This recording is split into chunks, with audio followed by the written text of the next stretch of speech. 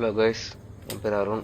இந்த வீடியோவில் நம்ம என்ன பார்க்க போகிறோம்னா, பல்சர் N160 வந்து இந்த சிங்கிள் கிராப் ரயில் எப்படி ஸ்ப்ளிட் கிராப் ரயிலாக போடலாம் அப்படின்னு சொல்லலாம். இது பார்ட் நம்பர் லெஃப்ட் சைடுக்கு, இது பார்ட் நம்பர் ரைட் சைடுக்கு. இதை வந்து நார்மல் ஸ்ப்ளிட் ஷீட்டு வாங்கினா செட் ஆகாது. இது வந்து பல்சர் T150 அந்த மாடலுடைய ஸ்ப்ளிட் கிராப் ரயில். பார்ட் நம்பர் வேணும்னா அந்த வீடியோவை பாஸ் பண்ணி பார்த்துக்குங்க. ஆர்டர் போட்டால் 10 டேஸில் வந்துடுது. மொத்தம் ரெண்டுமே சேர்த்து 490 வருது ப்ரைஸ். கலர் வந்து வித்தியாசம் இருக்குது, பிளாக் கிடையாது, க்ரே தான் கொடுக்குறாங்க.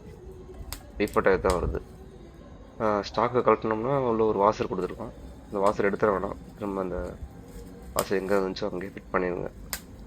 அப்போ தான் திரும்ப மாட்டுறதுக்கு உங்களுக்கு ஈஸியாக இருக்கும். வைப்ரேஷன் சவுண்ட் ரேட்லிங் சவுண்ட் எதுவும் வராது. அதுக்கு அந்த பர்பஸுக்கு தான். ஸோ நம்ம ஃபிட் கிராப்லாம் மாட்டி பார்ப்போம்.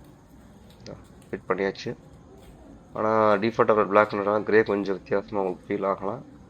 ஆனால் வண்டியில் இருக்க அந்த டிஃபால்ட் பேட்டர்ன் ஸ்டிக்கரில் வந்து அந்த க்ரே அங்கங்கே கொடுத்துருக்காங்க.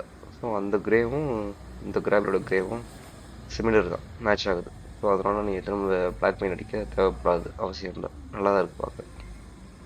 ஓகே ஃப்ரெண்ட்ஸ், நீங்கள் ட்ரை பண்ணி பாருங்கள். நான் மாட்டி பார்த்தேன், நல்லா இருந்துச்சு. பெர்ஃபெக்ட் ஃபிட்டிங், ஆல்ட்ரேஷன்லாம் தேவை கிடையாது.